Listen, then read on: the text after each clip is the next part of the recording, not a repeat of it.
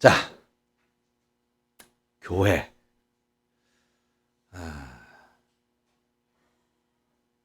이분 새벽 내 저한테 전화하고 문자하고 하신 분이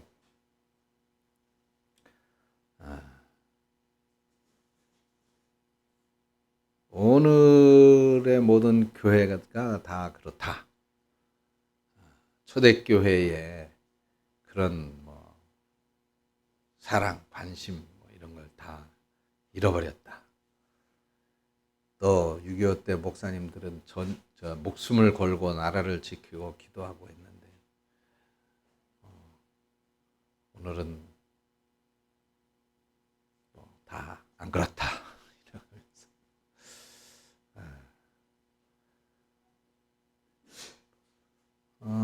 그래요. 교회가 뭘까? 우리는 그냥 막연히 그래 하나님을 믿는 구원받은 예수 믿는 사람들이 모여서 예배하는 곳, 그런 예배하는 장소, 좀 더 내실 있게 깊이 들어가면 그분들의 공동체, 이 공동체라고 하는 인식을 가지면 어느 정도 이제 신앙생활에 깊이가 있고 교회를 이해하는 분들이라고 말할 수 있을 겁니다. 그냥 밖에서 바라보는 시선은 예수 믿는 사람들이 모이는 장소, 그 사람들이 모여서 예배하는데 이렇게 생각을 하겠죠. 적어도 저와 여러분들은 이제 믿음의 공동체, 예수 믿는 사람들의 공동체, 그렇게 이해를 하고 있단 말입니다. 그 공동체라고 하는 것은 뭐예요? 공동체 말 그대로 함께 생활하는 곳, 함께 생활하는 단체, 그렇게 생각을 할 수 있습니다. 특히 이 교회 다니는 우리 믿음의 공동체는 제가 누차 강조했지만은 이 사회의 어떤 동호회나 모임 단체가 아니다. 아니 어떤 동호회나 모임 단체가 매주 일요일 날짜를 정하고 시간을 정하고 그래가지고 매주 길을 쓰고 그렇게 모이는 데가 있습니까? 없죠. 근데 우리 교회는 매주 일요일마다 생업을 멀리하고 팽개치고 또 시간도 뒤로 미루고 이래가면서 나온단 말이죠. 이 정기 모임을 이렇게 중요하게 여기는 그런 공동체는 없어요. 이게 바로 우리 기독교회, 교회의 눈에 띄는 아마 특징 중에 하나라고 생각이 됩니다. 자, 그렇다면 우리가 왜 이렇게 일요일에 집착을 할까? 일요일에. 좀 다른 날, 토요일 모인다든지 아니면 월요일 날 모인다든지 그래도 되는데 왜 일요일에 집착을 할까? 그는 예수님이 부활하신 날이기 때문입니다. 예수님께서 우리 모두에게 영원한 생명을 약속해 주시기 위해서 부활의 첫 열매가 되신 날이기 때문이죠. 그래서 기독교는 일요일을 거룩하게 여기는 거고 일요일을 중요하게 여기는 것입니다. 그 외에도 우리가 중요하게 여기는 것이 있죠. 십자가도 우리가 중요하게 여깁니다. 그렇지만은 우리는 부활의 기쁨이 충만한 이 주일을 지키는 그런 공동체다. 기쁨의 종교다라고 하는 것이죠. 부활이라고 하는 것은 신나는 일이잖아요. 즐거운 일이고 행복한 일이지 않습니까? 그래서 우리는 이 주의를 지키는 교회를 기쁨의 공동체라고 말하는 거예요. 세상 속에서 슬픔과 괴로움이 우리의 마음을 가득 채웠다 하더라도 하나님 앞에 나와서 예배하고 기도하는 가운데 기쁨과 즐거움을 되찾을 수 있는 곳, 그것이 바로 교회다라고 하는 것이죠. 그래서 오늘 우리가 읽은 이 빌립보서 이 말씀, 물론 빌립보서 전체가 그래요. 성경 안에서 이 빌립보서를 가리켜서 기쁨의 서신이라고 별명을 붙이고 있습니다. 기쁨의 서신. 이 교회가 얼마나 기쁨의 공동체가 되어야 하는가라고 하는 것을 강조하고 있는 거예요. 그래서 오늘 본문 17절 뒷부분에도 보시면 내가 나를 전제로 드릴지라도 나는 기뻐하고 너희 무리와 함께 기뻐하리라 이렇게 말씀을 해요. 그만큼 기쁨이 바울이 충만하다는 거예요. 18절에도 보면 이와 같이 너희도 기뻐하고 나와 함께 기뻐해라 라고 말씀하고 있죠. 빌립보 교회 성도들 역시도 기쁨이 넘쳐야 된다. 교회는 그걸 말하고 있는 거예요. 근데 이뿐만이 아니에요. 오늘 본문에는 바울의 기쁨 그리고 빌립보의 교회 성도들의 기쁨 외에도 하나님의 기쁨이 등장하는 13절에 보면 너희 안에서 행하시는 이는 하나님이시니 그리고 그 뒤에 뭐라고 기록되어 있습니까? 자기의 기쁘신 뜻을 위하여. 하나님도 기뻐하실 만한 이유가 있다는 것이죠. 그런 점에서 교회라고 하는 건 모든 성도들이 함께 기뻐하고 그 모습을 바라보면서 목회자가 기뻐하고 즐거워하고 또 그 장면을 위에서 내려다보시는 하나님께서 미소 지으시는 기쁨의 공동체가 되어야 한다. 저는 우리 교회가 좀 이런 교회가 되어졌으면 좋겠어요. 오늘 새벽에 문자하고 전화하고 하신 그분도 결국 하는 얘기가 왜 마음에 안 드느냐? 자기 마음에 안 든다는 거예요. 왜 내가 원하는 대로 안 해주느냐는 거죠. 교회 안에, 근데 여러분 보세요. 교회 안에서 시험 들었다고 말하는 사람들, 교회 안에서 다투고 교회 안에서 싸우는 모든 사람들, 이유는 뭡니까? 내 마음에 안 든다는 거예요. 싫다는 거죠. 보기 싫다는 거예요.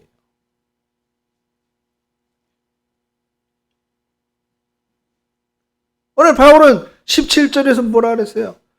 내가 전제는 뭐예요? 재물.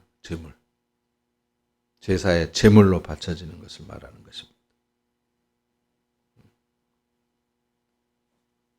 그 얘기는 뭐예요? 내가 제물은 희생되어지는 거 아닙니까? 교회 안에서 기쁨의 공동체, 이렇게 성도가 기뻐해야 되고 목회자가 그걸 바라보면서 즐거워해야 되고 하나님께서 그걸 바라보면서 또 기뻐하시는 그런 곳이 되어야 하는데 왜 자꾸 내 마음에 안 든다고 비난하고 조롱하고 손가락질하고 내 생각, 내 의견하고 다르다고 싸우고 다투고 하느냐.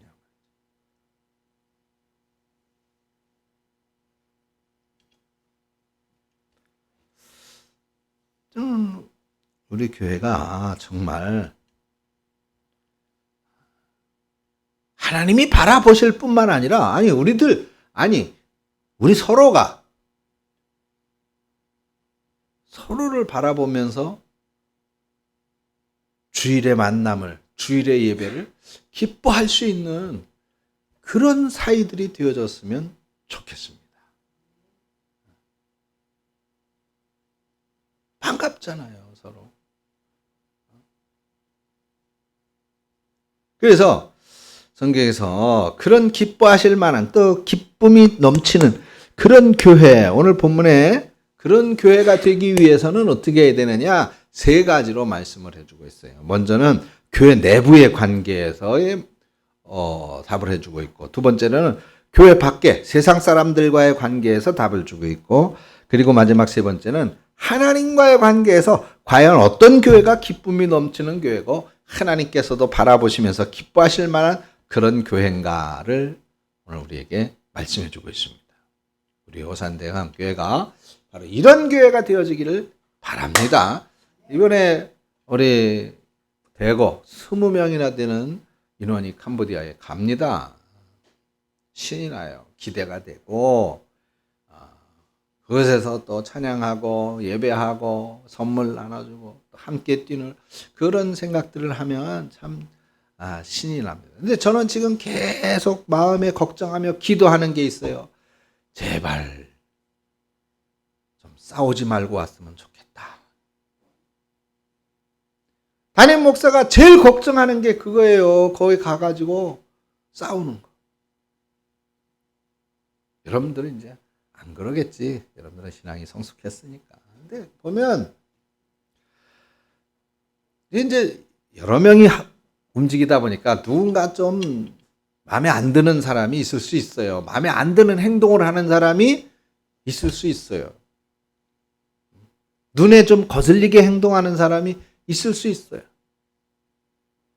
그리고 그런 문제 때문에 싸움이, 다툼이 일어나거든요. 그런 문제 때문에 시험이 들고 시비가 일어나요. 그래서 정말 좋은 일, 정말 기대가 되는 훌륭한 일, 하나님 앞에 상급을 받을 귀한 일을 하고 와가지고 시험 들어서 교회 나오기 힘들어하고 서로 원수가 되고 그런 일들이 비일비재합니다. 우리는 뭐 없지만. 그래서 늘 저도 항상 해외 성경 이렇게 성도님들과 함께 가기 전에 기도하는 것은 바로 그거예요. 하나님 이번에도 가서 제발 싸우지 말고 오게 해주십시오.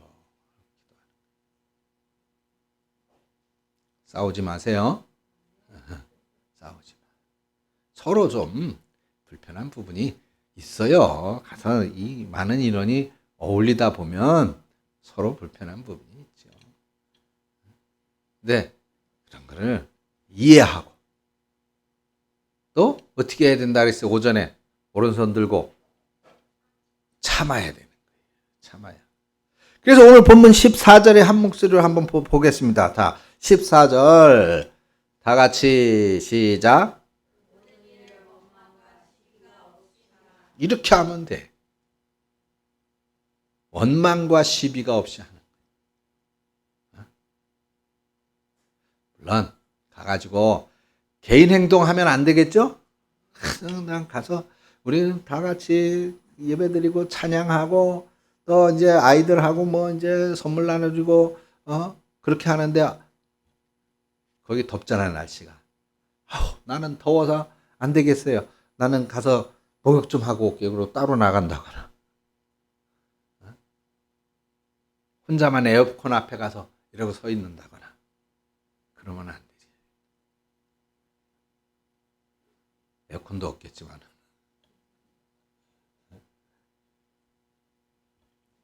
원망과 시비가 없이 해야 돼요. 내가 다른 사람들을 불편하게 할 행동을 하지 말아야 돼. 내가 다른 사람이 기분 나빠할 행동을 하지 말아야지. 다른 사람이 듣기에, 내가 듣기에 안 좋은 말, 내가 듣기에도 기분 나쁜 말, 그런 말은 나부터 안 하면 돼. 그렇겠죠? 나부터. 그래서 거기에 가면 물론 우리가 다 기도하고 마음으로 준비를 하고 그렇게 가서 별 문제가 없겠지만은 항상 말 조심해야 되고 행동을 해야 돼요. 내가 조금만 그냥 아무 생각 없이 불평하고 불만을 했는데 그것 때문에 다른 사람은 마음에 큰 상처가 되고 아픔이 되고 힘들 수가 있어요. 그러니까 무엇을 하라 그랬어요? 모든 일을 원망과 시비가 없이 해야 된다라고 하는 것입니다. 지난번에 한번 제가 설교를 해본 말씀을 드린 적이 있어요. 이스라엘이 이제 암몬 나라의 침략을 받고 그들의 지배를 받고 그랬는데 그때 입다가 암몬 군대를 이제 몰아내게 되죠. 그래서 이스라엘 가운데 이제 하나님의 구원의 은혜를 받게 되는데 충분히 그 입다라고 하는 사사를 통해서 이스라엘이 암몬 나라의 지배로부터 이제 벗어나 자유와 행복을 누릴 수 있게 돼요. 그럼 얼마나 기뻐하고 얼마나 즐거워하는 그런 순간입니까? 온 민족, 온 백성들이 다 춤을 추고 기뻐하고 즐거워해야 되는 그때에 이스라엘 민족에게 그런 모든 기쁨을 빼앗아가는 비극적인 사건이 등장을 하죠. 암몬 나라의 군대를 모두 몰아낸 입다하고 그 군대가 이제 전쟁에서 돌아오니까 이스라엘의 12지파 가운데 하나 있었던 이 에브라임 지파 사람들이 어떻게 해요? 입다를 찾아오죠. 그리고는 입다에게 그랬습니다. 아니 이렇게 쉽게 이기는 전쟁 왜 니들끼리만 나가서 이겨가지고 니들만 승리자로 그렇게 돌아오는 거야? 왜 우리한테는 전쟁에 같이 나가서 싸우자고 얘기를 안 했어? 그렇게 시비를 붙었어요. 사사기 12장 1절에 에브라임 사람들이 모여 북쪽으로 가서 입다에게 이르되 내가 암몬 자손과 싸우러 나갈 때 왜 우리를 불러 너와 함께 가지 않게 했느냐? 우리를 무시한 거 아니냐 말이죠. 왜 니들끼리 가가지고 쉬운 전쟁에서 이겨가지고 니들만 영광을 받고 우리는 뒷전으로 물러나게 했느냐? 그래서 이제부터는 우리가 너희들과 싸우겠다. 그래서 내전이 일어나요. 내전이. 이스라엘 그 지파 입다와 그 군대들과 더불어서 에브라임 지파가 전쟁을 하잖아요. 그래서 이 전쟁에서 이 원망하고 시비했었던 에브라임 지파 사람들 무려 42,000명이 몰살을 당합니다. 죽임을 당하죠. 그러니 이스라엘 땅에 그 기쁨은 그야말로 이 암몬 족속으로부터 해방되어졌다는 기쁨은 한순간이고 42,000명이나 되는 사람들이 죽었으니 그 가족들의 아픔과 슬픔은 그야말로 온 땅을 적시고도 남음이 있었겠지요. 그래요. 우리가 정말 여러분들은 생전 처음 선교라고 하는 것을 가보실 거예요. 해보지도 않았고 생각도 못 해봤을 수도 있습니다. 그런데 이런 하나님의 거룩하신 일, 맡겨진 이 사명을 위해서 우리가 나가게 되는데 이런 큰 은혜와 큰 축복의 여정 속에서 작은 실수로 또 작은 허물로 물론 내가 그런 실수나 허물을 해서는 안 되겠지만 누군가 또 그런 실수가 있다 하더라도 그걸 꼬챙이로 꼬아가지고 그걸 베베 꽈서 뭐 있던네 저쩌네 그렇네 저렇네 이러가면서 비판하고 판단하고 조롱하고 그래서 이 선교의 자리가 기쁨과 즐거움과 사명 감당의 이 뜨거운 행복한 자리가 슬픔과 통곡과 눈물의 자리로 바뀌어져서는 결코 안 될 것입니다. 그래서 우리 교회 내에서는 원망과 시비가 없도록 하자. 그래야 우리가 기쁨의 자리가 될 수가 있어요. 또 기쁨의 교회가 될 수가 있습니다. 그 다음 이제 교회 밖에서 우리 교회들을 바라볼 때라고 하는 부분입니다. 하나님께서 기뻐하실 만한 그런 교회는 교회 밖의 사람들에게서도 흠잡힘이 없는 그런 교회인 것입니다. 오늘 본문 15절에 나와 있어요. 15절에 이는 너희가 흠이 없고 순전하여 어그러지고 거스리는 세대 가운데 하나님의 흠 없는 자녀로 세상에서 그들 가운데에 무엇으로 나타나? 빛들로 나타나. 어그러지고 거스리는 세대, 이것이 바로 세상이에요. 사람들은 우리 시대를 포스트 모던 시대라고 말하죠. 포스트 모던 시대의 핵심은 뭐예요? 그러니까 절대 가치, 절대 진리라고 하는 것은 없다는 거예요. 절대 진리를 부정한다는 거죠. 그러니까 뭐든 옳은 것일 수 있다. 무엇이든 그것이 절대적 진리가 아니라 그게 잘못된 것일 수도 있다라고 하는 것이죠. 그러니까 옳고 그른 것, 그 가치 판단의 기준이 모호한 시대를 포스트 모던 시대라고 합니다. 그러니까 사람들은 옳고 그른 것을 구별하는 게 아니라 내가 하고 싶은 대로 하는 거예요.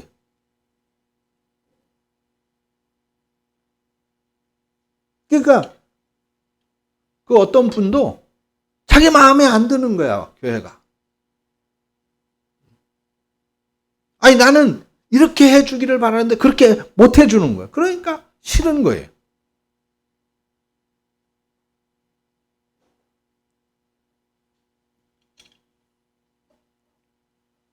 그것이 바로 어그러짐입니다. 어그러짐.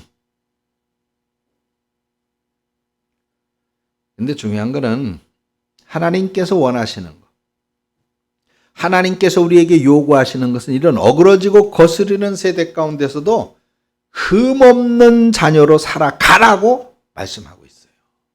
흠없는 자녀. 세상 사람들은 야, 절대적인 가치가 어디 있어? 절대 진리가 어디 있어? 오늘 이 시대에 뭐 그런 걸 따져. 그런 걸 판단하지 않은 채. 그죠? 내가 좋으면 그만이야. 내가 원하는 대로 해야지. 그런 방향으로 살아가려고 그래요. 그러면서도 하나님을 믿는 우리 크리스천들, 그리고 그들의 모임인 이 교회를 그들은 바라볼 때, 야, 그런데 너희들은 조금 달라야 되지 않아? 이렇게 하고 있단 말이에요. 교인들에게 그들은 은근히 기대하는 거예요. 교회에 그들은 은근히 기대하는 겁니다. 그래서 그 수준에 도달하지 못하면 실망하고 더 크게 비판하고 조롱하고 교회를 향하여 돌멩이를 던지는 거예요.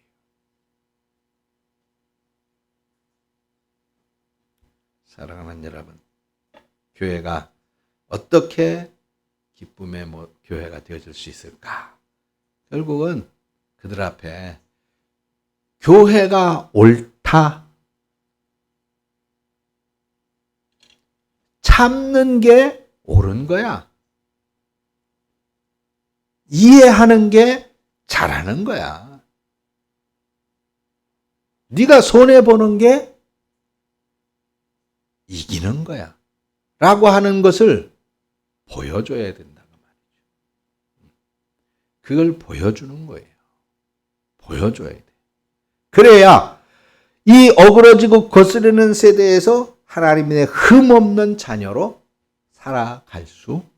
살아가게 되는 것입니다. 우리 성도 여러분들은 바로 이런 삶으로 세상 가운데 뭐라 그랬어요? 빛으로 오라 그랬잖아요. 세상 가운데 빛이 되어야 한다. 빛되는 여러분들 되시기를 축원합니다. 마지막 세 번째로 하나님과의 관계에서 오늘 본문 16절을 말씀하고 있어요. 생명의 빛을 밝혀 나의 다름질이 헛되지 아니하고, 생명의 말씀을 밝혀 나의 다름질이 헛되지 아니하고 수고도 헛되지 아니하므로 그리스도의 날에 내가 자랑할 것이 있게 하려 함이라 그랬습니다. 생명의 말씀을 밝혀. 여기 밝히다라고 하는 단어는 이제 두 가지 의미로 해석이 되는데, 첫째는 이제 붙든다는 의미고, 두 번째는 제시한다, 밝힌다, 그런 의미입니다. 그래서 우리 성경에는 밝혀라고 이제 번역해 놓았는데, 거기 이제 각주가 달려 있죠. 각주를 달아가지고 붙들어라고 그렇게 적어놨습니다. 저는 사도 바울이 16절의 말씀을 기록할 때 붙든다는 의미, 그리고 제시한다, 밝힌다라고 하는 의미를 모두 포함하는 단어로 이 단어를 기록을 했다고 생각을 합니다. 다시 말해서 하나님께서 바라보시면서 기뻐하시는 교회의 특징은 하나님의 말씀, 이 생명의 말씀을 붙잡고 살아가는 것이고, 더 나아가서는 이 생명의 말씀이 되시는 예수 그리스도를 세상에 밝히 보여주는 것이, 그것이 바로 교회의 모습이다라고 하는 것입니다. 하나님의 말씀은 옳은 것을 행하라는 명령이죠. 지극히 상식적으로 옳은 것.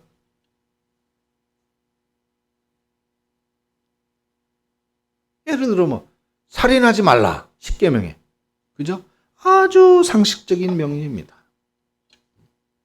더 나아가서 하나님은 또 우리에게 위대한 일을 명령하기도 해요. 그 대표적인 예는 뭐예요? 원수를 사랑하라.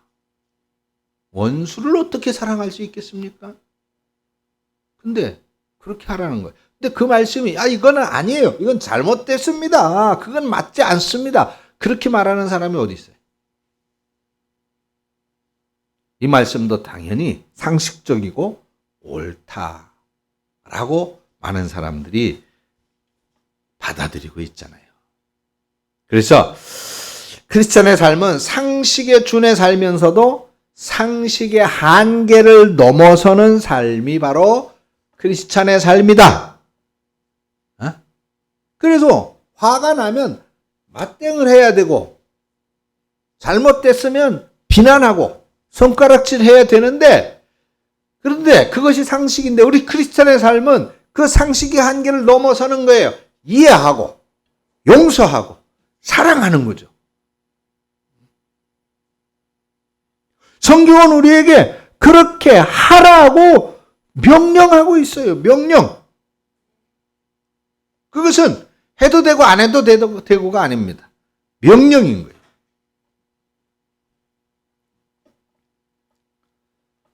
저는 우리 대감교회가 이런 분들, 이 명령을 따르고 순종하는 분들로 공동체가 채워질 수 있기를 바랍니다. 우리가 그렇게 행동할 수 있기를 바랍니다. 그런 하나님의 요구에 순종으로 응답하는 우리 성도 여러분들이 되시기를 바랍니다. 그래서 이번 캄보디아 선교 이 행진에도 이런 아름다운 열매가 우리들 스스로에게부터 넘치고, 그래서 우리들 스스로가 더 큰 은혜를 받고, 우리들 스스로가 더 큰 감동 속에 이 선교 행렬을 마치고 돌아올 수 있기를 바랍니다. 그래서 우리 교회는 정령이 하나님 앞에서 하나님의 온 교회 성도들이 오직 말씀대로 말씀을 붙잡고 옳은 것을 넘어서 위대한 사랑을 실천하면서 생명의 말씀을 우리의 말과 우리의 삶으로 선포해 우리 교회에 하늘의 기쁨이 쏟아지는, 이 교회가 하나님 앞에 참된 기쁨의 공동체. 그래서 한마디로 가고 싶은 교회, 만나고 싶은 성도가 되어지기를 축원드립니다. 기도하겠습니다. 하나님 은혜를 감사합니다. 이렇게 말씀을 통해서 하나님 우리가 사단의 유혹 가운데 실패하지 아니하기 위해서는 어떻게 살아야 되는지, 어떻게 행동해야 되는지, 무엇을 준비하며 기도해야 되는지 살펴봤습니다. 우리가 원망과 시비가 없이 하고, 그리고 오직 우리 하나님의 말씀을 붙잡고, 그리고 세상 사람들에게 빛을 비추어낼 수 있는, 그리스도의 모습을 보일 수 있는 그런 사람들이 되어질 때 하나님께서 기뻐하시는 모습이며, 그 은혜가 우리 모두 서로에게 서로 기쁨으로 충만케 되어지는 귀한 복이 된다는 사실을 깨닫습니다. 우리 주님 함께하여 주시옵소서.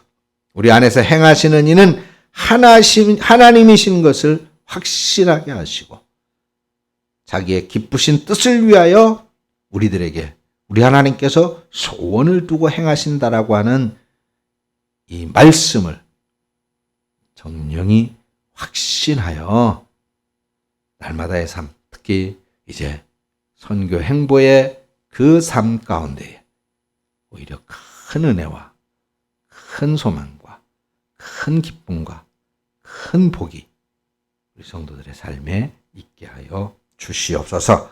예수님의 이름으로 기도합니다. 아멘.